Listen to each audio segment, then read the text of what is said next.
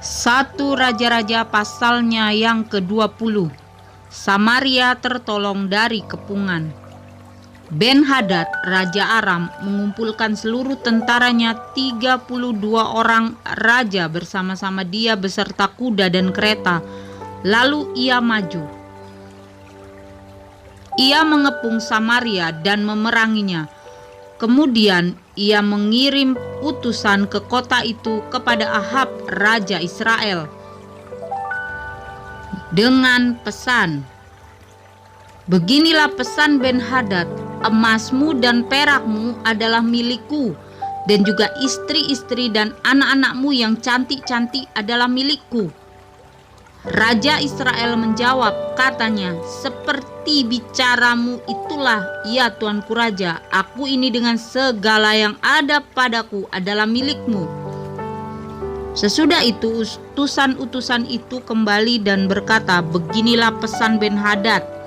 Memang aku telah menyuruh orang kepadamu mengatakan, emas dan perakmu, istri-istrimu dan anak-anakmu harus kau serahkan kepadaku. Tetapi besok kira-kira pada waktu ini aku akan menyuruh pegawai-pegawaiku kepadamu, dan mereka akan menggeledah rumahmu dan rumah pegawai-pegawaimu. Maka segala yang mereka lihat dan ingini akan mereka ambil dan mereka bawa." Lalu Raja Israel memanggil semua tua-tua negeri itu dan berkata, "Camkanlah.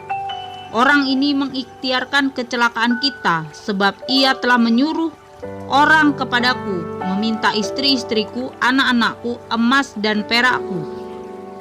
Dan aku tidak menolak memberikannya kepadanya." Lalu kata semua tua-tua dan segenap rakyat itu kepadanya, "Jangan dengarkan, jangan luluskan." Sebab itu ia berkata kepada utusan Ben-Hadad, "Katakanlah kepada tuanku raja, segala yang pertama kali kau suruhkan kepada hambamu ini, aku akan melakukannya. Tetapi tuntutan yang kemudian ini tidak dapat kupenuhi." Lalu pergilah utusan-utusan itu dan menyampaikan jawab itu kepada Ben-Hadad. Ben-Hadad menyuruh orang kepada Ahab dengan pesan, "Beginilah kiranya para Allah menghukum aku, bahkan lebih lagi daripada itu, jika rakyat yang mengikut aku masih dapat menjemput segenggam penuh debu puing Samaria." Tetapi Raja Israel menjawab, katanya, "Katakanlah, orang yang baru menyandangkan pedang, janganlah memegahkan diri seperti orang yang sudah menanggalkannya."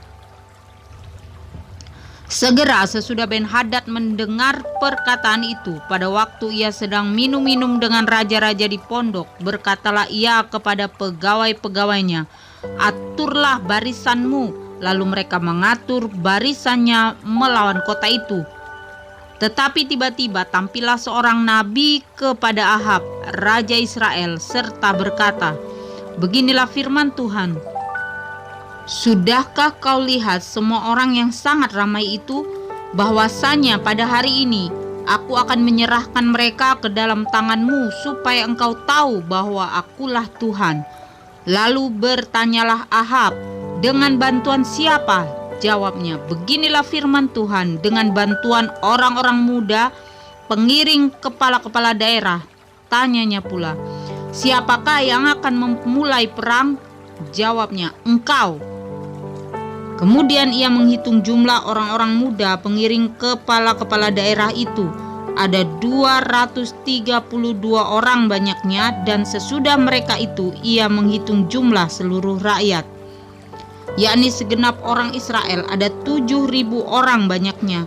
Lalu mereka maju menyerang pada waktu tengah hari, sementara Ben-Hadad minum-minum sampai mabuk di pondoknya, bersama-sama dengan ke-32 raja yang membantunya. Ketika orang-orang muda pengiring kepala-kepala daerah itu maju menyerang lebih dahulu, maka Ben-Hadad menyuruh orang menyelidiknya, dan mereka memberitahukan kepadanya demikian, "Ada orang-orang maju menyerang dari Samaria." Lalu katanya, Entah mereka datang dengan maksud damai, entah dengan maksud perang. Tangkaplah mereka hidup-hidup. Sementara itu keluarlah mereka itu dari dalam kota, yakni orang-orang muda, pengiring kepala-kepala daerah, dan juga tentara yang mengikuti mereka.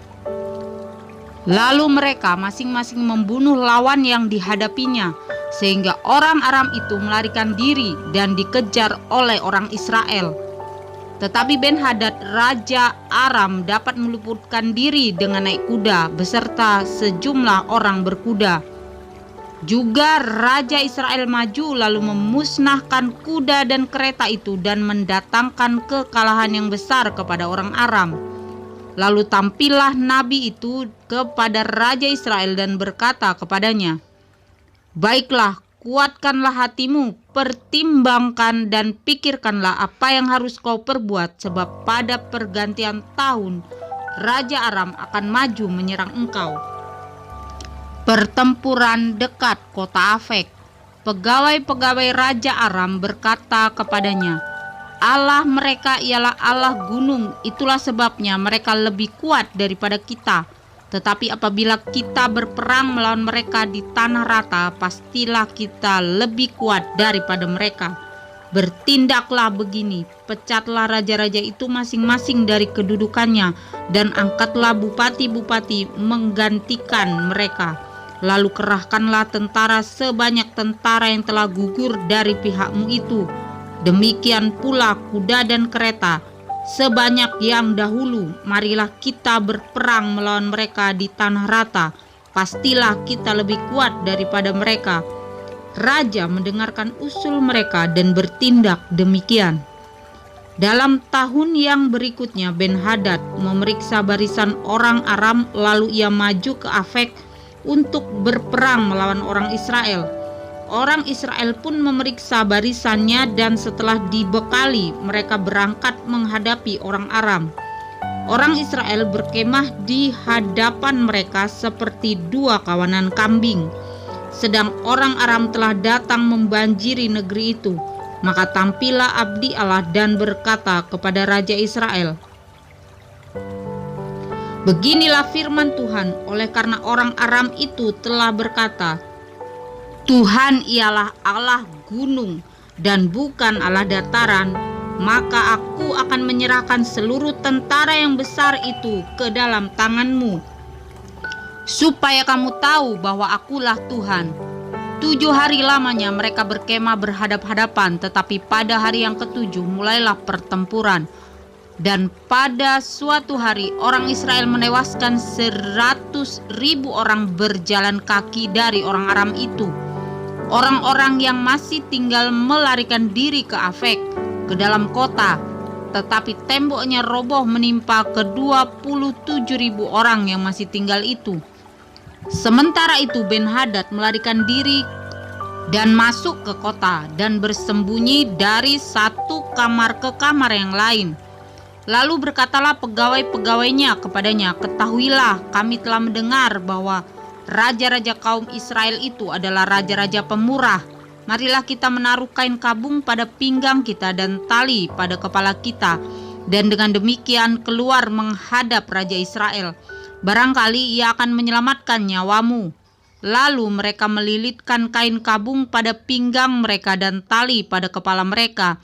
Kemudian mereka pergi menghadap Raja Israel sambil berkata, "Hambamu Ben-Hadad berkata, kiranya tuanku membiarkan aku hidup." Jawabnya, "Masih hidupkah dia? Dia saudaraku." Orang-orang itu menganggap hal itu sebagai tanda yang baik, maka segeralah mereka berpegang pada perkataannya itu, lalu berkata, "Memang saudaramu Ben-Hadad." Sesudah itu berkatalah Ahab, "Pergilah, ambil dia." Jadi keluarlah Ben-Hadad mendapatkan dia, lalu diajak naik ke atas kereta. Kata Ben-Hadad kepadanya, "Kota-kota yang telah diambil bapakku dari pihak bapamu akan kukembalikan. Engkau boleh juga membuat pasar bagimu di Damsyik, seperti yang dibuat bapakku di Samaria. Dan aku sendiri," kata Ahab, "akan membiarkan engkau pergi dengan perjanjian, Lalu ia mengadakan perjanjian dengan dia dan membiarkannya pergi. Nubuat tentang hukuman yang akan menimpa Ahab. Seorang dari rombongan nabi berkata kepada temannya atas perintah Tuhan, "Pukullah aku." Tetapi orang itu menolak memukulnya. Lalu ia berkata kepadanya, "Oleh sebab engkau tidak mendengarkan suara Tuhan, ketahuilah apabila engkau pergi daripadaku, seekor singa akan menerkam engkau." Dan ketika orang itu pergi daripadanya, maka seekor singa bertemu dengan dia, lalu menerkam dia. Kemudian nabi itu bertemu dengan orang lain, lalu ia berkata, "Pukullah aku." Orang itu memukul dan melukai dia. Sesudah itu nabi itu pergi dan berdiri menantikan raja di jalan, sambil menyamar dengan membubuh kain pembalut pada matanya. Pada waktu raja lewat, ia mengadukan halnya kepada raja. Katanya, "Ketika hambamu ini maju ke tengah pertempuran, tiba-tiba ada seorang meninggalkan barisan dan membawa seorang kepadaku sambil berkata, 'Jagalah orang ini, jika ia hilang dengan cara bagaimanapun juga, maka nyawamu akan ganti nyawanya, atau engkau harus membayar setalenta perak.' Ketika hambamu ini repot sana-sini, orang itu menghilang. Kemudian Raja Israel itu berkata kepadanya, 'Begini jugalah hukumanmu, engkau sendiri telah menetapkannya.' Lalu segeralah ia membuka kain pembalut itu dari matanya, sehingga Raja Israel mengenali dia sebagai seorang dari rombongan nabi. Kata nabi itu kepadanya, 'Beginilah firman Tuhan, oleh karena engkau telah membiarkan lolos orang yang dikhususkan bagiku untuk ditumpas, maka nyawamu akan ganti nyawanya dan rakyatmu ganti rakyatnya.' Lalu Raja Israel pergi ke istananya dengan kesal hati dan gusar, maka sampailah ia di Samaria.